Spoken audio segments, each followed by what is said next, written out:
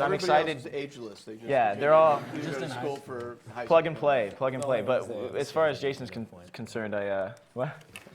We're the only ones that have a scheduled point to get rid of. Yeah, which I thought it was going to be immediately, but now I'm coaching. So I'm just excited to see him kind of move out and move on, and then move out of this circle of friends, which I think he was holding on to for dear life because he didn't think anybody else was going to accept him because he was in a wheelchair and who would want me. And now he's realizing because of Susie Q, kind of like towards the end of the season, that there are other people out there who would be interested in him as a person and not just as a guy in a chair. So I'm excited to see Jason make that leap. I'd like to see Lila go through some hard times. No.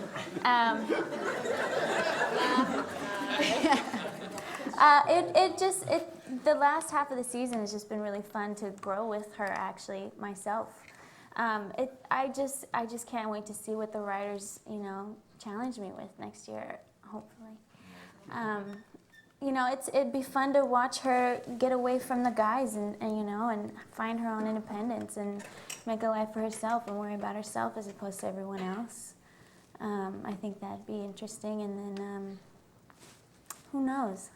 I could come up with all kinds of ideas, and then the writers will come at me from this side like, whoa, never would have thought of that, and that's what's so beautiful about them. They're great, and I'm lucky. And yeah, that was corny. Huh? Go, Amy. Oh, I don't know. Julie's kind of, she's a freshman, so she's been going through a lot of firsts this year with first boyfriends. First time she's kind of been rebelling against her parents. I would like to see Julie take a lot of other first steps like every teenage girl does. Get a license, get a job, maybe bag some groceries. I would like to see Julie and Matt's relationship kind of progress a little, and I don't know. I'm sure they'll come up with something cool and fun and exciting, maybe some dance. Ooh, what about a homecoming? Get a cool little dress. All right. Maybe. You've got writers right here ready. I answered this question fairly specifically earlier tonight, and then I heard Kyle's response and Connie's, which were both we've been given good stuff, so let's stay with that. And I kind of like that, and I'll trust the writers to that, but I just specifically don't want to see anything happen to my grandmother because she's the most amazing actress on the show. And I also just want to see a lot more of Jesse Plemons because I think he's the funniest person on the show.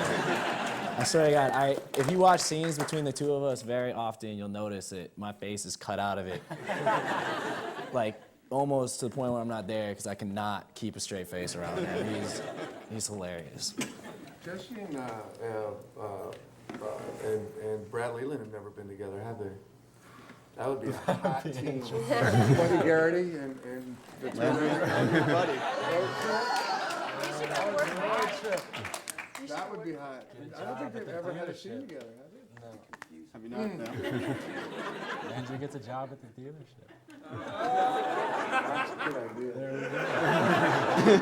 You know everything. I know, right? Are they go to like one of those Donald Trump business seminars?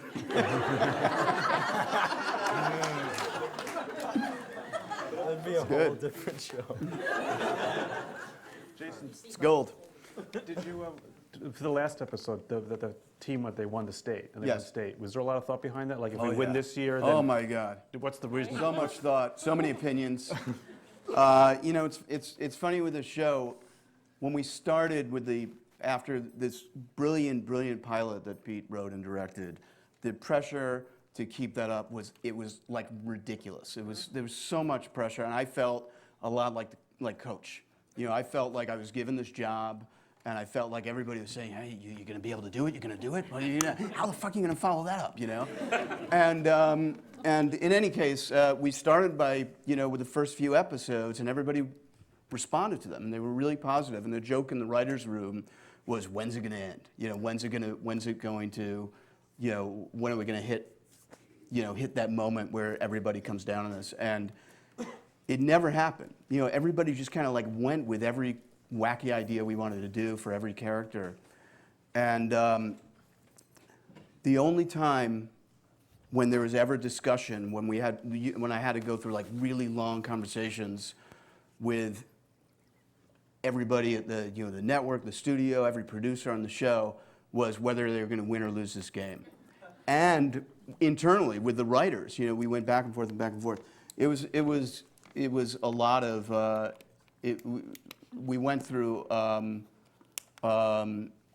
a lot to try to figure out what was the right thing, and frankly, it could have gone either way. And the reason why we decided to do it was two reasons. The first of all was if they and now I'm thinking, God, there are probably a lot of people who have that episode T-vote, and we've just ruined it for them. But if they lost the game, it would have predicted a second season that would have been very similar in structure to what we just did.